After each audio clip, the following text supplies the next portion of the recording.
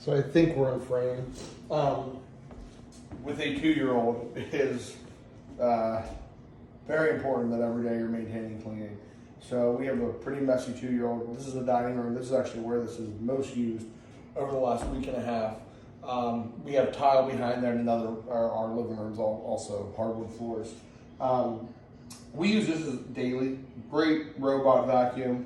They do their job. This is actually one of the wet ones. I will tell you that the wet mop version on those floor vacuums, those robot vacuums, will never do the job that you, a human, getting on your hands and knees and scrubbing, or an electric rotating mop will do. They just won't do the job. We keep this in our closet. I installed an outlet in the one coat closet in the hallway, and we just keep it there charged. However, it does hold charge for a long time.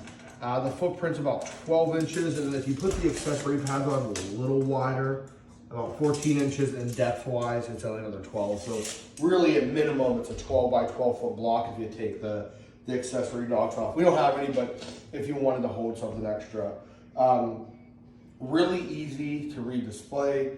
Actually looks really nice too. Has voice commands. However, we don't typically use the voice. But it has everything. I'm gonna turn it off. There you go. So 3 different clicks to disable. But it has everything from a self-cleaning indicator to the smart modes. It has a battery indicator, low battery indicator, dirty water indicator, low clean water indicator. It is awesome. So again, just a charging base. It clicks in there. Has a nice angle to it. It does. If you want to get low to something, however, you kind of should keep it up. But it does have a nice, not a swiveling head, but again, if your wrist, you're gonna have to stay like this. It does function that way. I did want to show, let me cut this back up to standing. Your dirty water, clean water back here. Now my ring's going off, and now my wife's taking a shower. But here's your clean water. It holds a decent amount. It cleans a lot for the amount of water it puts out. So it's a small amount of water that it puts out. It's pretty efficient. That said, it does hold a lot. It lasts a long time. And here's your dirty water with your filter. So all in all, really cool. The one thing that I found a little tricky was when you're cleaning the mop head, there's a side panel you see. So you take, this is a pinch release. You take this off and you pull, and then that whole thing goes off. And then it's pretty easy to get back in. You line up the holes there.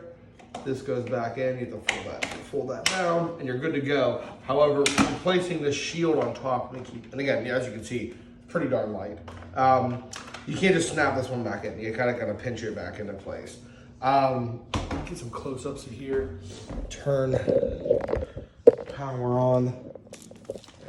Display. Oops. Let's see. Take you out of here so you can get some close-ups. Cycle through. So it's nice LED. Now the camera on the phone might be picking up, but it is solid. It's not ringing like that or beeping. That's just how the phone picks it up. Again, handle, very comfortable. As you can see, again, pretty light one-handed pickup. But overall, again, we store this in our closet with our other vacuum, and it fits nicely in there. It's a 3-prong charger, 12 by 12 inches. Here's the main culprit that we're cleaning up after too. And just a really nice, if you've ever had an electric mop, they're awesome. It's a game changer. So there you go. Take some pictures for you guys and some measurements of total height.